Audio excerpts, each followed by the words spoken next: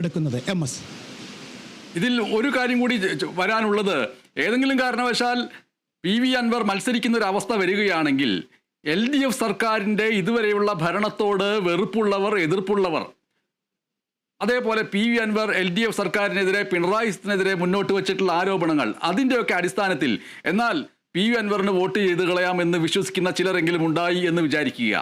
UDF-നകത്ത് ജയിച്ചാൽ തന്നെയും, ഈ നിയമസഭാ തെരഞ്ഞെടുപ്പിൽ ജയിച്ചാൽ തന്നെയും മന്ത്രിസ്ഥാനത്തിന് വേണ്ടിയും മുഖ്യമന്ത്രി സ്ഥാനത്തിന് വേണ്ടിയും ഇപ്പോൾ തന്നെ വഴക്ക് കൂടുന്നവരുടെ എണ്ണം കണ്ട് മനമടുത്ത് എങ്കിൽ PV അൻവറിന് വോട്ട് ചെയ്തേക്കാം എന്ന് വിചാരിക്കുന്നവർ ഉണ്ട് എന്ന് വിചാരിക്കുക.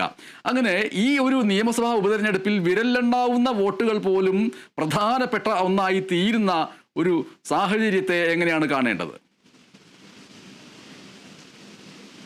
ഇതിൽ നമ്മൾ മനസ്സിലാക്കേണ്ട ഒരു കാര്യം, PV അൻവറിനെ സംബന്ധിച്ചിടത്തോളം PV അൻവറിന് ഇനി കാര്യമായ ഒരു ആൾബലം നിലമ്പൂരിൽ കിട്ടാനുള്ള സാധ്യത വളരെ കുറവാണ്. കാരണം ഈ കഴിഞ്ഞ ജനുവരിയിലാണ് അദ്ദേഹം MLA സ്ഥാനം രാജിവെക്കുന്നത്.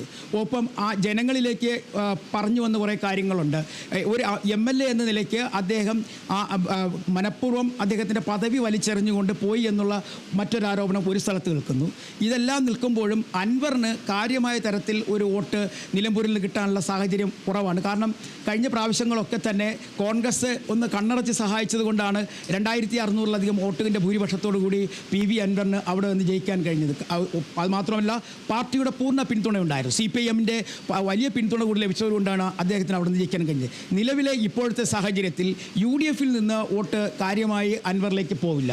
LDF-ൽ നിന്നും വലിയ തരത്തിൽ വോട്ട് കിട്ടാനുമില്ല. പിന്നെ കിട്ടുന്നത് നമ്മൾ നേരത്തെ പറഞ്ഞതുപോലെ തന്നെ അൻവറിനൊപ്പം കൂടെ നിൽക്കുന്ന, അൻവറിൽ പ്രതീക്ഷ അർപ്പിച്ച് നിൽക്കുന്ന ചില ആളുകളുണ്ട്, അവിടുമായി ബന്ധപ്പെട്ട് പ്രവർത്തിക്കുന്നത്. അത്തരത്തിലുള്ള വോട്ടുകൾക്കപ്പുറത്തേക്ക് ഈ അൻവറിൻ്റെ നിലവിലെ സാഹചര്യത്തിൽ UDF ബെൽറ്റുകളിൽ നിന്നോ LDF ബെൽറ്റുകളിൽ നിന്നോ കാര്യമായ തരത്തിൽ വോട്ട് പിടിച്ചെടുക്കാൻ കഴിയില്ല. മാത്രവുമല്ല ഈ പിണറായി സ്ഥിതിനെതിരെ എന്ന് പറയുന്നെങ്കിൽ പോലും തന്നെ അദ്ദേഹത്തിന് കഴിഞ്ഞ പ്രാവശ്യം കിട്ടിയ വോട്ടുകളിൽ നല്ലൊരു ശതമാനവും വന്നത് CPIM-ൻ്റെ ഭാഗത്ത് നിന്നാണ്. CPIM വലിയ ശക്തിയായി പ്രവർത്തിച്ചതുകൊണ്ടാണ്. പിന്നെ ഒരു അർത്ഥത്തിൽ കഴിഞ്ഞ പ്രാവശ്യം ഉണ്ടായിരുന്ന VV പ്രകാശിനെ കിട്ടേണ്ട വോട്ടുകളിൽ ചെറിയൊരു ശതമാനമെങ്കിലും അൻവറിന് അനുകൂലമായി പോയിട്ടുണ്ട്. അതിൽ ചില അന്തർധാരകളൊക്കെ ഉണ്ടായിരുന്നു എന്നുള്ളതാണ് പറയപ്പെടുന്നത്. എന്തായാലും അത്തരത്തിൽ അന്ന് കിട്ടിയ ഒരു പിന്തുണ, അത് ഒന്ന് പാർട്ടിയുടെ വലിയ പിന്തുണ ഉണ്ടായിരുന്നു, രണ്ടാമത് ചില രാഷ്ട്രീയ അന്തർധാരകൾ വഴി PV അൻവറിന് കിട്ടിയ വോട്ടുകൾ.